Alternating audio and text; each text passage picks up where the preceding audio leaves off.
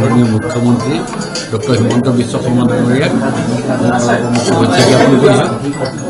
আজি তেখেতে অসমখনৰ সামগ্ৰী উন্নয়নৰ কাৰণে তেখেতে আজি যি মোক তেখেতৰ কেবিনেটত অন্তৰ্ভুক্ত কৰা নাই, তেখেতক এই অন্তৰ্ভুক্তিৰ দ্বাৰা অসমখনৰ উন্নয়ন কৰাৰ ক্ষেত্ৰত তেখেতৰ সহযোগিতা আগবঢ়াই লৈ যোৱাৰ ক্ষেত্ৰত মোৰ ফালৰ পৰা প্ৰচেষ্টা আৰু মোৰ ফালৰ পৰা সকলোখিনি কথা মই আগবাঢ়ি যাব লাগিব।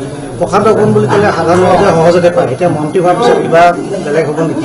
নহয়, চব মন্ত্ৰী হোৱাৰ পাছততো অলপমান ব্যতিক্ৰমী থাকিবই কথা, কাৰণ গোটেই অসমখনৰ চিন্তা চৰ্চা কৰিব লাগিব। তথাপি মই ধৰোঁতে খৰ মাৰি যে মই ডিব্ৰুগড় সমষ্টিৰ কাৰণে মই যেনেকৈ আগতে সময় দিছিলোঁ, এতিয়াও মোৰ ফালৰ পৰা মই আপ্ৰাণ চেষ্টা কৰিম আৰু মই ৰাইজৰ সেৱাত ব্ৰতীত মই কোনো ত্ৰুটি নকৰোঁ। ৰাতিও অহাৰ পাছত মই ডিব্ৰুগড়বাসী ৰাইজৰ লগত অনবৰতে ঘৰখনৰ লগত মোৰ যেনেকুৱা এটা নিবিড় সম্বন্ধ থাকে, সেইধৰণে মই ডিব্ৰুগড়বাসীৰ লগত নিবিড় সম্বন্ধ থাকিব, আপোনালোকৰ লগত মোৰ নিবিড় সম্বন্ধ থাকিব, দলৰ কাৰ্যকৰ্তাসকলৰ লগত মোৰ এটা নিবিড় সম্বন্ধ ৰখাৰ কাৰণে মই প্ৰচেষ্টা কৰিম।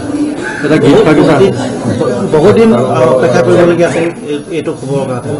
বহুদিন আপুনি হয় চাওক, এই গোটেই কথাবিলাক এটা সাংঘাতিক এটা এলজেব্ৰা।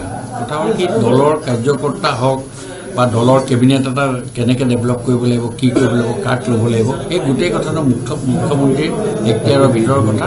সেই গোটেই কথাখিনি আগত ৰাখি যি সময়ত মই স্থান পাব লাগে, মোৰ কপালত যি সময়ত লেখা আছে সেই সময়ত মই পাইছোঁ। মুখ্যমন্ত্ৰী মহোদয়ে উপযুক্ত স্থানত উপযুক্ত সময়ত মোক দিছে বুলি মই ভাবিছোঁ। ছাৰ, আজি এটা আনন্দৰ দিন, আপোনাৰ ফালৰ পৰা যদি এটা গীত উপহাৰ গীত এটা দিবলৈ হ'লে এইটোৱে ক'লা, ৰাইজ আজি ভাৱৰীয়া দেখেই নাট ঘৰ, কোনে কি ভাও ল'বা আহা সময় যে তাকৰ, ৰাইজ আজি ভাৱৰীয়া দেখেই নাট ঘৰ, আখৰা নেলাগে পোচাক, নঙঠা হৈ আহা, ভোকাটোৰ পেটতে গামোচা বান্ধি উন্মাদ হৈ আহা, তেহেৰ হঞ্চৰি বনাতৰ, তেহেৰ হঞ্চৰি বনাতৰ, কোনে কি ভাও ল'বা আহা সময় যে তাকৰ।